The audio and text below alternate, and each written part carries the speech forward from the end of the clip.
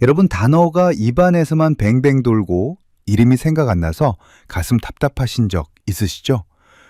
분명히 아는 사람이고 자주 쓰던 물건인데 이름이 혀끝에서만 맴돌고 밖으로 나오지 않을 때 그 답답함은 이루 말할 수가 없습니다. 그런데 여러분, 그거 아십니까?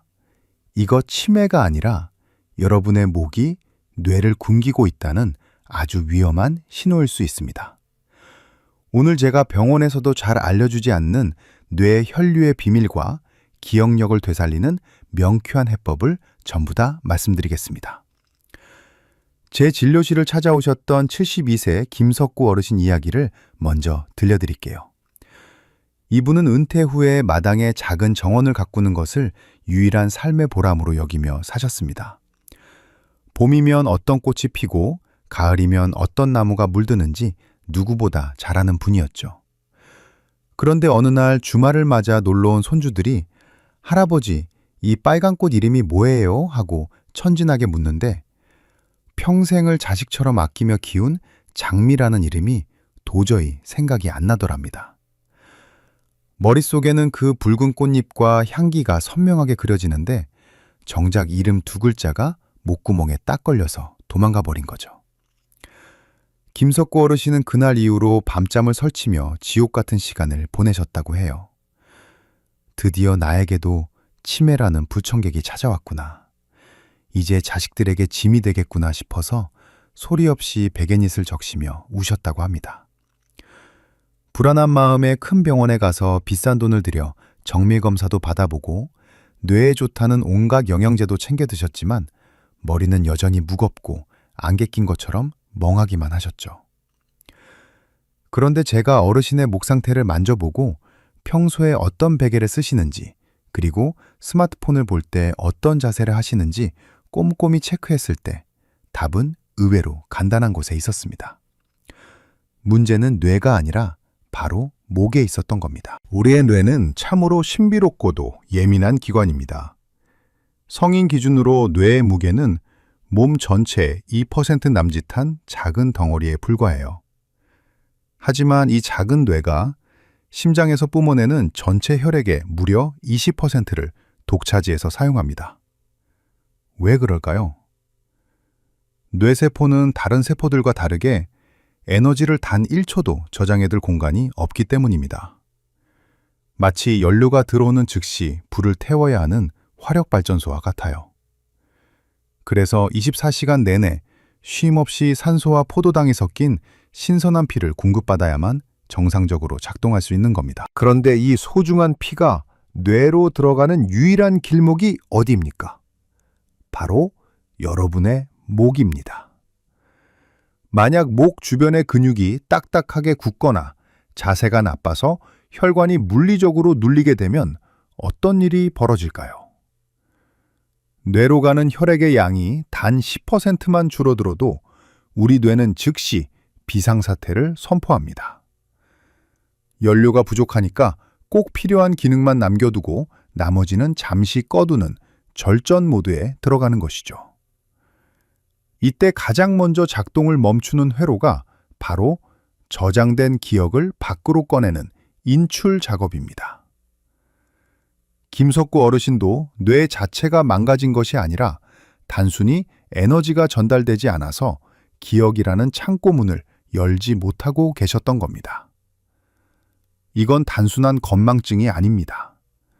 우리 몸이 뇌를 살려달라고 보내는 간절한 SOS 신호입니다. 이 상태를 계속 방치하면 뇌 속에 노폐물이 쌓이고 결국에는 진짜 치매로 이어질 수 있는 아주 위험한 전조 증상이에요. 하지만 너무 걱정하지 마세요.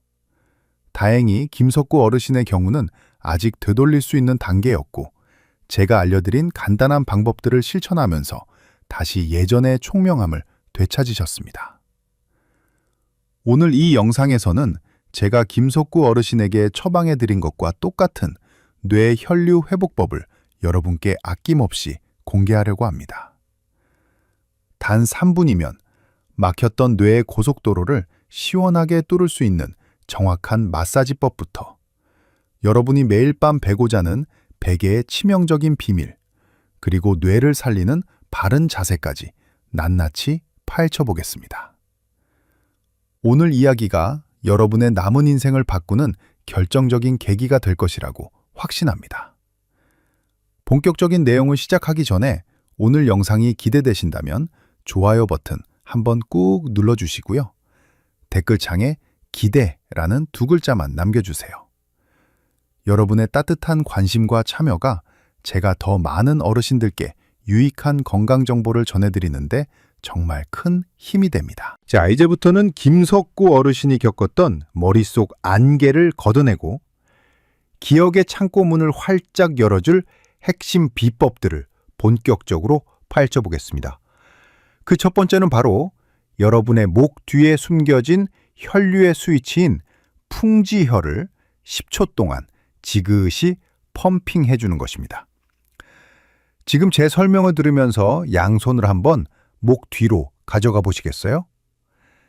귀 바로 뒤쪽을 더듬어 보면 툭 튀어나온 딱딱한 뼈가 만져지실 겁니다. 거기서 손가락 하나 정도 아래로 쓱 내려가면 양쪽으로 쑥 들어간 움푹한 자리가 느껴지시죠? 바로 여기가 바람이 머무는 연못이라는 뜻을 가진 풍지혈입니다. 이 자리에 검지와 중지를 대고 작은 원을 그리듯이 10초 동안 꾹꾹 눌러주세요. 왜 이 사소해 보이는 동작이 기억력을 되살리는데 결정적인 역할을 할까요? 이 풍지혈 주변은 뇌로 들어가는 가장 중요한 통로 중 하나인 뇌 저동맥이 지나가는 아주 좁은 길목과 같습니다. 그런데 우리가 나이가 들고 자세가 흐트러지면 이 주변을 감싸고 있는 근육들이 마치 밧줄처럼 딱딱하게 굳어버려요. 그러면 어떤 일이 벌어질까요? 마치 정원에 물을 주는데 호수 중간을 발로 꽉 밟고 있는 것과 똑같습니다. 수도꼭지는 열려 있는데 정작 꽃에는 물이 가고 있지 않는 것이죠. 풍지혈을 10초 동안 펌핑하는 행위는 이 꽉 밟힌 호스를 다시 펴주는 것과 같습니다. 근육의 긴장이 풀리면서 뇌로 가는 혈관의 압력 밸브가 즉각적으로 열리게 됩니다. 실제로 이 부위를 제대로 자극하면 막혔던 혈류가 뚫리면서 눈앞이 갑자기 환해지거나 머리가 맑아지는 느낌을 즉각적으로 받을 수 있습니다. 김석구 어르신도 처음에는 반신반의하며 이 자리를 누르셨는데 단 10초 만에 머리가 가벼워지는 것을 느끼고는 정말 신기하다며 감탄하셨습니다. 하루 3번, 특히 잠에서 깨어난 직후에 이 밸브를 열어주는 것이 뇌 건강을 위한 가장 훌륭한 아침 식사입니다. 두 번째로 여러분이 실천하셔야 할 비법은 효자손이나 주먹을 이용해서 날개뼈 사이의 등 근육을 하루 1분 동안 톡톡 두드려주는 것입니다. 우리 손이 잘 닿지 않는 등 한복판, 즉 왼쪽과 오른쪽 날개뼈 사이의 공간을 시원하게 자극해야 합니다. 주변에 효자손이 있다면 그걸 쓰시고 없으면 주먹을 뒤로 돌려서 문지르기만 해도 충분합니다.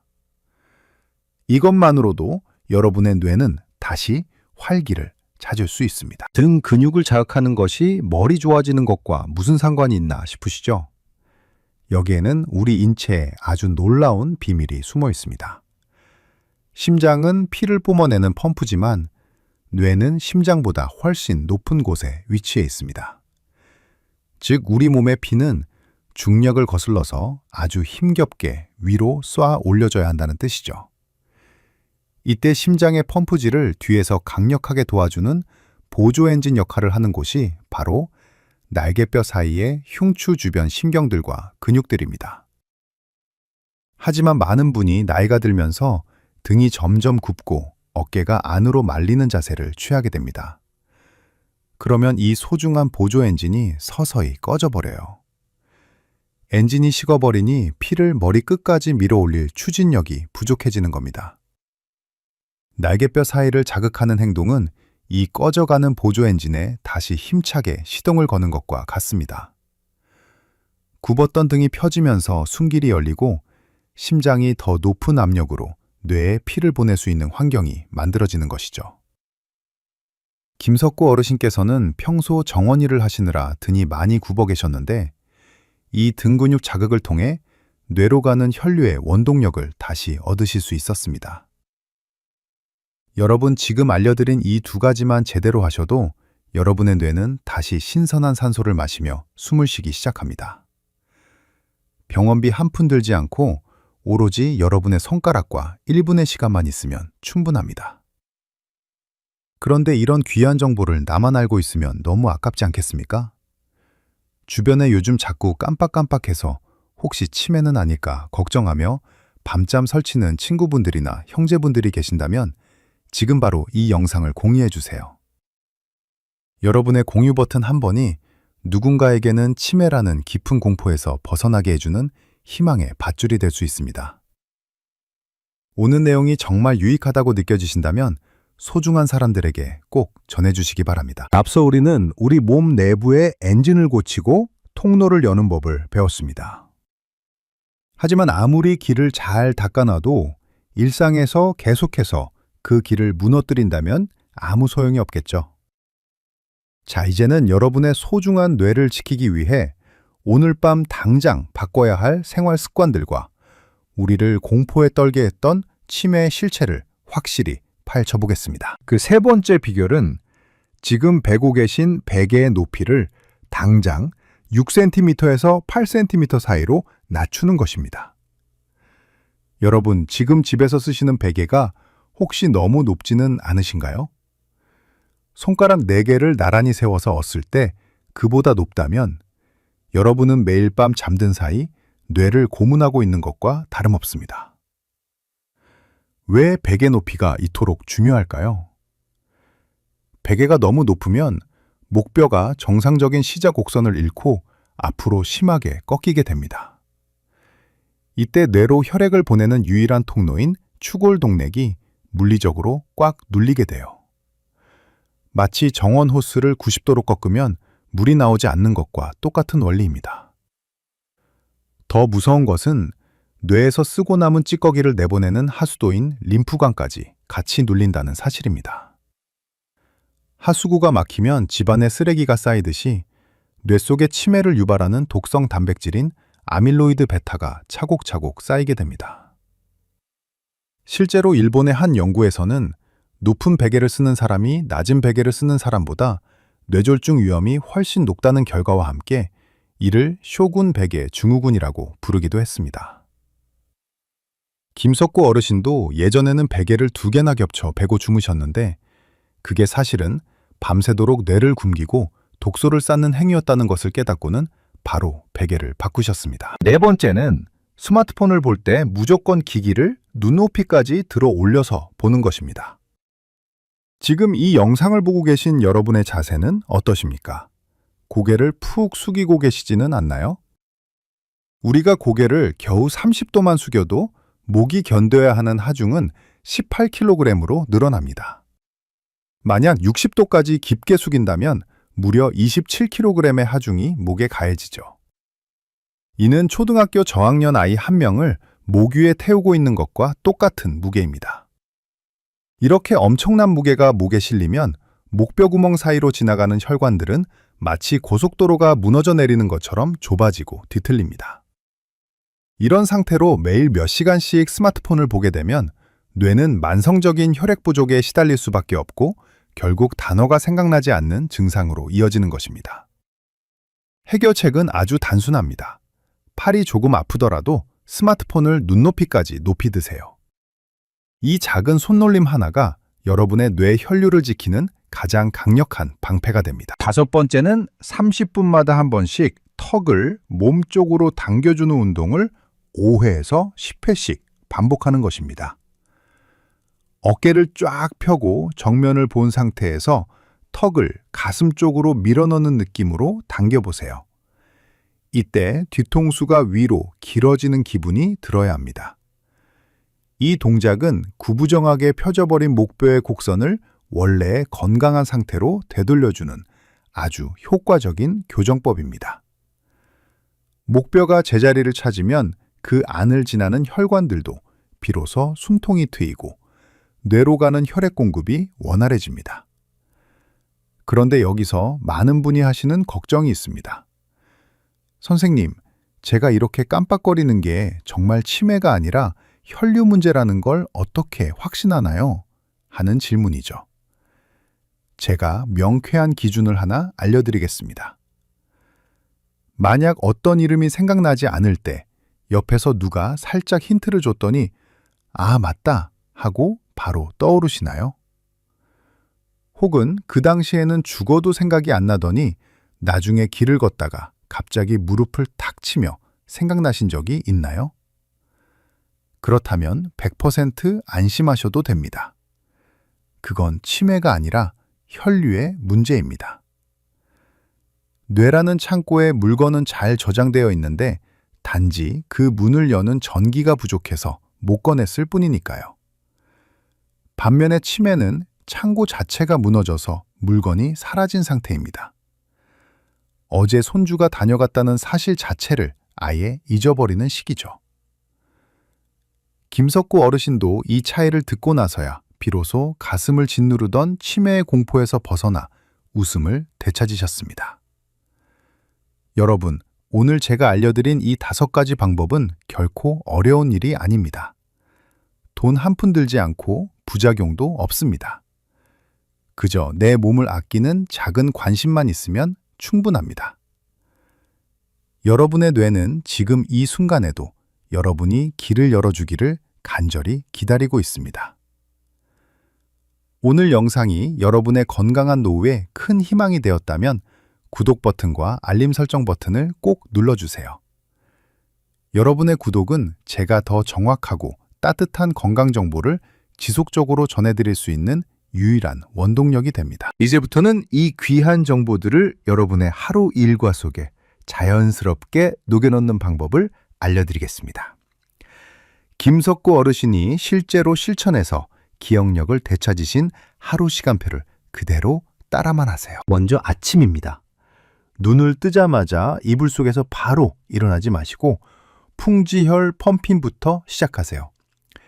귀 뒤쪽 움푹 들어간 곳을 10초 동안 지그시 눌러주는 겁니다. 그런 다음 일어나 앉아서 턱 당기기 운동을 5회 하세요. 턱을 몸쪽으로 쭉 당기고 5초 동안 멈추는 겁니다. 이 과정은 딱 1분이면 끝납니다.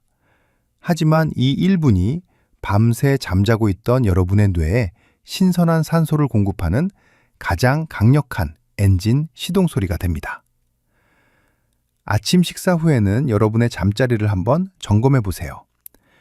베개 높이가 손가락 4개를 세운 높이, 즉 6cm에서 8cm 사이인지 확인하는 겁니다. 김석구 어르신도 처음에는 정든 베개를 버리기 아까워하셨지만 제가 이렇게 말씀드렸습니다.